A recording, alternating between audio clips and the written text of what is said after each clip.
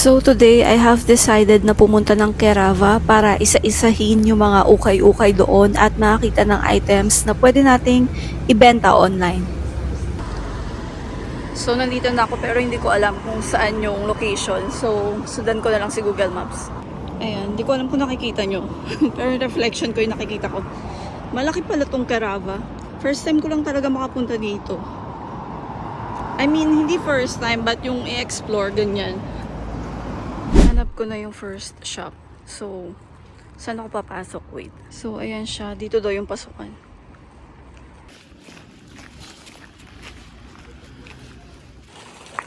Ayan. Sana makahanap tayo ng maayos-ayos.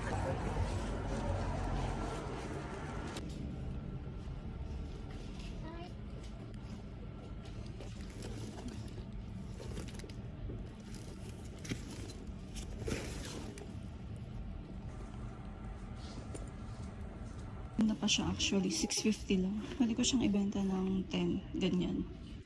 Let me see. Low price yung isang bag. Pero maganda pa siya.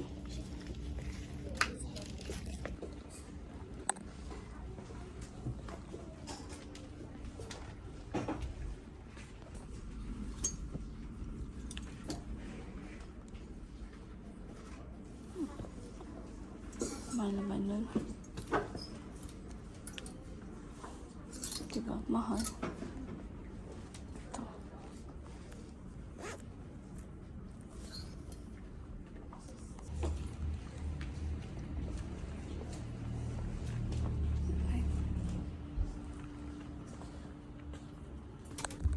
Isang mga dress.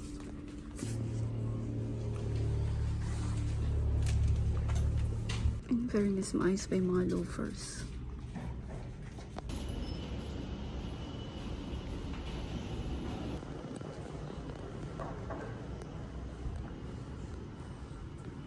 Ang laki niya. Akala ko yung hanggang dun lang sa mga damitan. Ganda pa ito, 19 lang.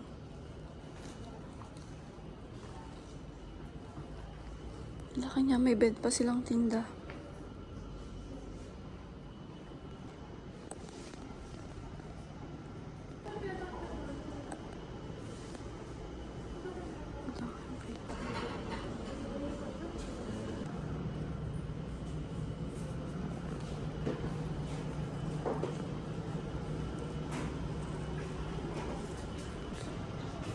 Mukhang pang museum na to. Ganyan.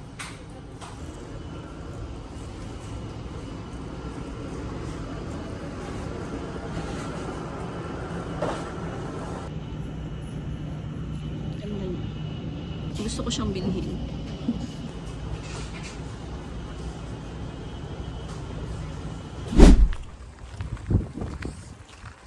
Next door.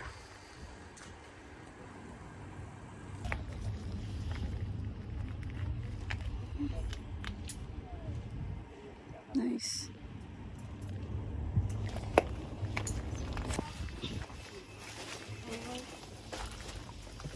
Oli hausta ja pikkukupari tämmöistä. Mutta vähän isompi kupari. Ang mga antique yung dito.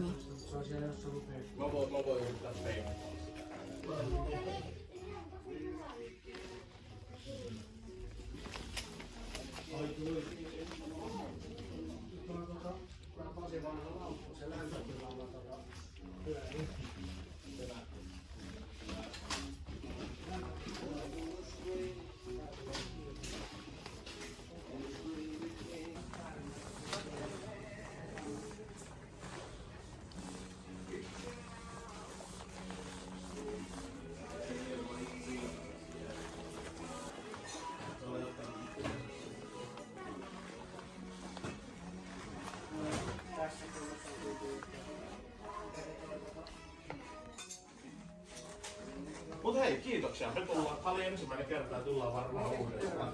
Kiitos.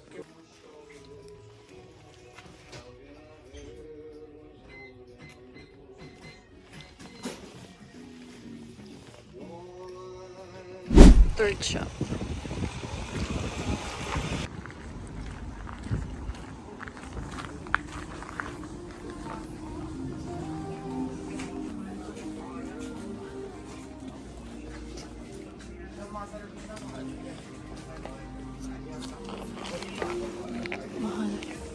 Hindi natin masislip agad yan.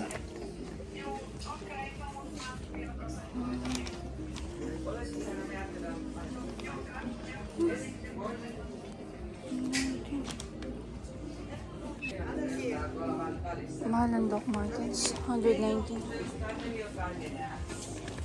Oops.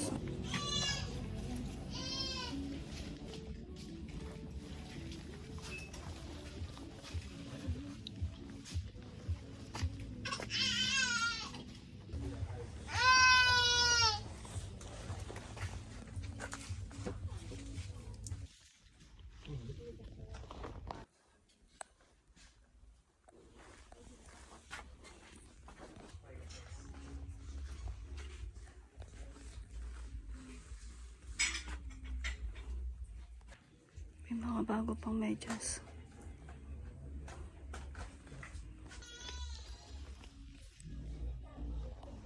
Calvin Klein, kaya lang di na yun mabibenta kagad.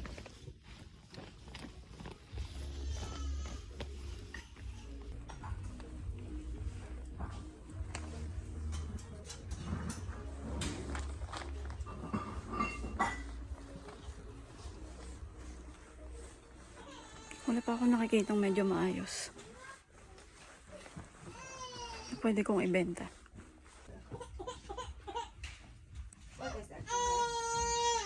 Tingin ko kukunin ko to kasi sinearch ko to. Mahal siya, 200 plus. Yung original price niya. Milbury yung tatak. Ayan. Hindi nyo makita. Mamaya pakita ko sa inyo. Pero maganda pa siya. Chinek ko na siya.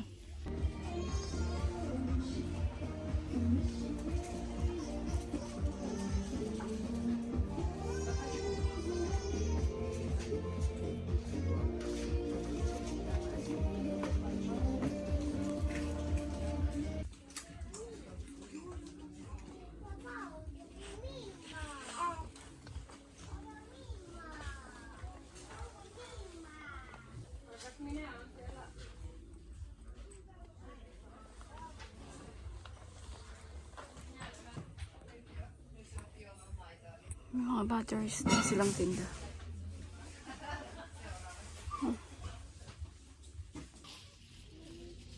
Bago pa. Merong Prada kaya lang parang hindi siya original. Magaan niya eh. Parang fake. Diba chill lang yung mga tao. Dito lang nagsha-shopping sa mga second hand. Break pala silang tinda.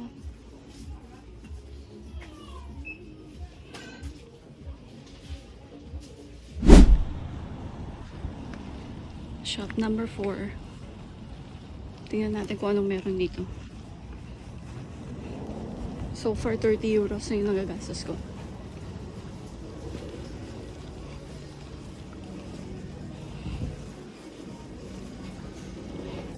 Cute.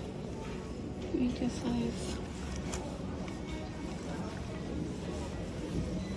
Parang social dito. Nice.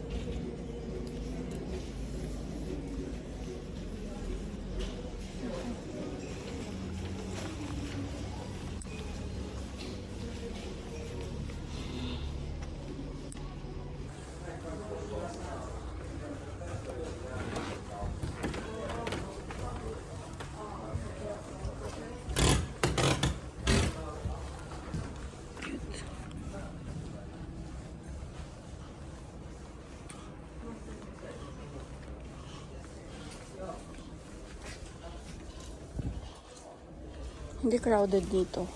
Tsaka medyo maluwag yung space.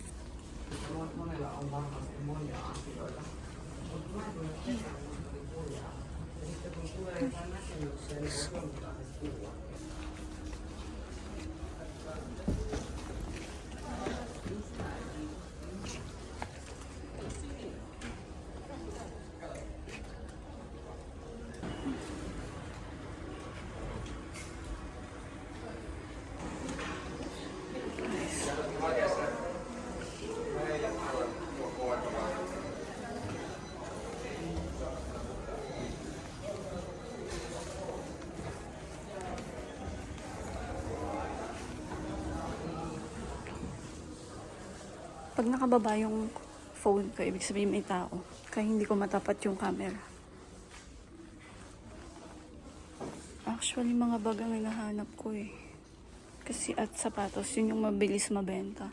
Itong mga damit, hindi masyado.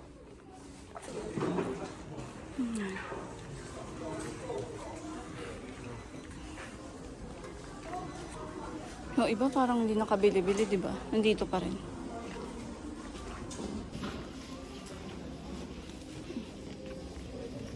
Marimeko. Ang laman niya.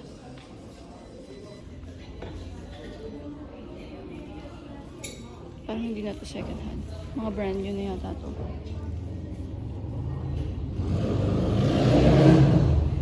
Handmade. Accessories. Actually, pwede kang mag-rent ng table dito. Nakita ko din sa isa. Parang 50 euros for 2 months. Ang cute.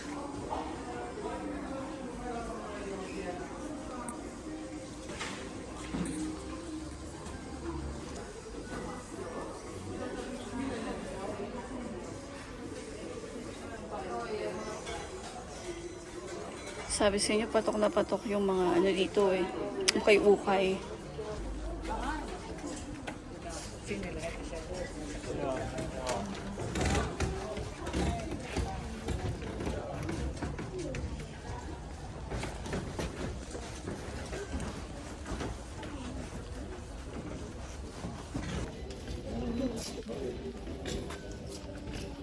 Ganda po.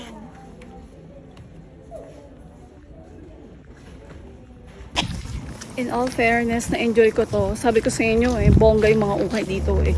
Practical yung mga tao. Hindi sila bumibili masyado ng mga bago. Mas gusto nila yung ukay-ukay. Diba, bumalik lang ako sa nang galing kanina. Yan, lakad tayo ulit. Papunta McDonald's. Nakita ko duman yung train dito, so malapit-lapit na rin pala yung sakayan. So, nakabalik na ako ng bahay at ipapakita ko sa inyo yung mga nabili ko. At dahil nga, sabi ko sa inyo, pinasok ko yung pagbabuy and sell dito sa Finland. At the same time, di ba, habang nagsha-shopping ka, pwede ka pang kumita. So, ito yung mga pinamili ko.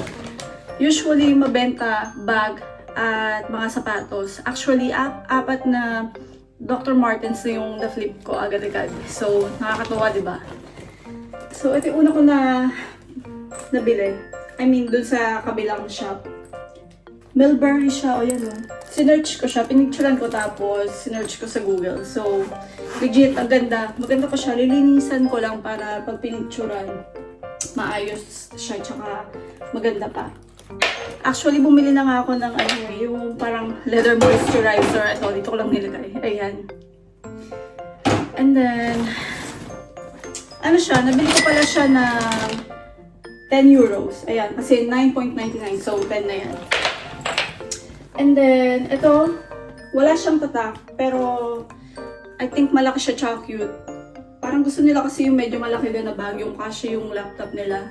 And this one, nabili ko lang siya for about, I think, ayun, 8 euros and 90 cents. So, ayan. Lilinisan. Actually, malinis naman talaga sila. Hindi na kailangan ng masyadong deep cleaning. And then ito, itong cute na body bag. Yan. Mura lang to eh. Nabili ko lang na, I think nasa 7 euros lang yata ito. Wait lang. Hindi ko makita yung tag price. Kasi itong bag na to, and then itong malaki, ayan, 650. 650, nakita ko na. Ayan. Yan. And, sobrang maganda pa yung condition nila. Saka to, binili ko to for me. Lagayan siya ng bread. Ayan, natanggal na yun. Ay, ang cute pala. Ito kasi siya in-open doon. So, kasama yan, ganyan. Ang cute, diba? Lagayan siya ng bread. May kasama pang, yan yung tong. So, ayan. Pag in-open mo siya, ay, ang cute. Hindi ko siya napansin doon. So, ito pala yung mga... Ang cute, diba? Ano lang ito? 550. Kaya kinuha ko na siya. I think this is gonna be so useful. Diba? Ang cute. So, ayun lang mga sis. Ayan, nag-enjoy talaga ako sa pag-uukay-ukay ko. At I can't wait na ibenta to sa online. Ayan. At ipapakita ko pala yung deal document ko kasi every time na nagpapaship ako, pag yung may nakakabenta ako. And so far, araw-araw may benta talaga ako. Grabe, I'm so thankful kay God kasi hindi pa ako nasi-zero. Talagang as in, minsan pa isa or minsan sobrang dami namang bumibili. Kaya nakakatuwa talaga. Sobrang saya ng hobby na to. At i-share ko sa inyo yon. And again, thank you for watching at don't forget to mag-subscribe. Thank you. Bye!